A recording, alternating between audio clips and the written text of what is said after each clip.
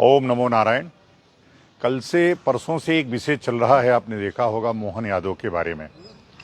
मैं लोगों को बताना चाहता हूं कि बैकवर्ड जो शब्द है वह आज़ादी के बाद इसलिए बनाया गया कि जो शैक्षणिक रूप से पिछड़े हुए लोग हैं, जो आर्थिक रूप से और शैक्षणिक रूप से पिछड़ी हुई जातियां हैं, इसके लिए एक समिति बनी, केलकर समिति। 1953 में जब एक केलकर समिति बन गई, उसने रिपोर्ट दिया 55 में रिपोर्ट दिया और कहा कि 2399 जातियां ये अभी आर्थिक और शैक्षणिक रूप से पिछड़ी हैं। रिपोर्ट संसद में पेश हुई।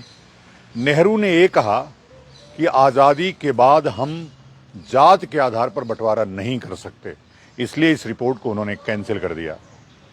1977 में इमरजेंसी लगी।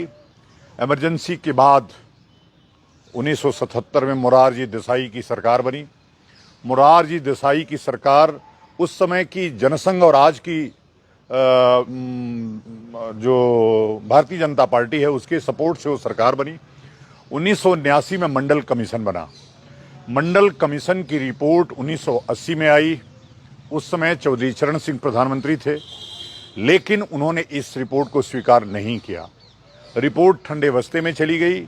1989 में बीपी सिंह की सरकार आई, जो कांसीराम के मित्र थे, और अपने जीवन में जितनी बुराइयां जैसे पेरियार ने किया वैसे ही बीपी सिंह ने किया। 1980 का मंडल कमीशन का रिपोर्ट 1989 में आया और 1990 में लागू किया गया। और उसमें शैक्षणिक, आर्थिक, उसमें क्या कहा गया? कहा गया कि उन जातियों में जिनमें विवाह कम उम्र में होता है, उनमें जिसमें महिलाएं अनपढ़ होती हैं, उनमें जिनके पास खेत नहीं है, उनको हम इस बैकवर्ड सूची में रखेंगे। हुआ क्या? जिनके पास 100-100 बीघे खेत, ऐसे पटेलों के पास, कुशवाहा के पास, यादव लोगों के पास, जिनके पास 100-100 एकड़ जमीनें हैं, जिनके घर की शैक्षणिक स्थिति बहुत अच्छी है, फिर भी उनको आरक्षण प्राप्त हुआ 90 में। 92 में शाहनी बनाम भारत सरकार का एक मुकदमा है। उस मुकदमे में सुप्रीम कोर्ट ने कहा कि जो क्रीमी लेयर हैं, जिनके घर में जिनका शैक्षणिक स्तर बढ़ चुका है, जिनका आर्थिक स्थिति बढ़ चुकी है, वो बैकवर्ड कास्ट में नहीं होंगे, उनको आरक्षण प्राप्त नहीं होगा। क्या आपको लगता है कि 92 से लेकर के और आज 32 वर्षों के बीच जो स्थिति खाई बनी है वो और बढ़ती नहीं जा रही है? समीक्षा करके आरक्षण समाप्त करने के बदले मोहन सिंह सरकार ये कह रही है कि इसको 73% किया जाएगा। क्या ये सुप्रीम कोर्ट के उस आदेश की अवहेलना नहीं है?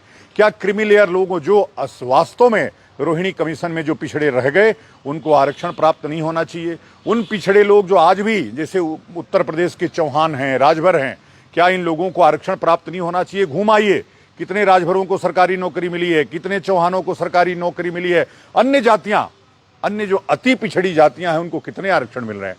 उनका मलाई कौन लोग खा रहे हैं? वही पटेल, वही कुशवाहा, वही यादव। तो क्या इस पे हम भी संत होकर के अन्याय बोलना चाहिए? मुझे वोट बैंक की राजनीति नहीं करनी है। जो सच है, जो वास्तव में आरक्षण का हितैषी है, जो आर्थिक रूप से और सामाजिक रूप से, शैक्षणिक रूप से पिछड़े हैं, उनको आरक्षण मिलना ही चाहिए। लेकिन जो जात के नाम पर आरक्षण बटोर रहे हैं, उनसे जातियां आरक्षण छीना जाना चाहिए, समाप्त होना चाहिए, बढ़ाया नहीं जाना चाहिए। नहीं तो भारत में क्या होगा परिणाम, उसका आप समझिएगा। और एक बात और, मैं FIR, मुकदमे, धरना प्रदर्शन, पुतला फूकने से डरने वाला व्यक्ति नहीं हूं। मैं, कफन सफेद कलर का होता है, भगवा जब आदमी धारण करता है तो वह अपना पिंडदान कर चुका होता है, वो मौत से भी नहीं डरता है। ओम नमो नारायण। जय जय भारत माता।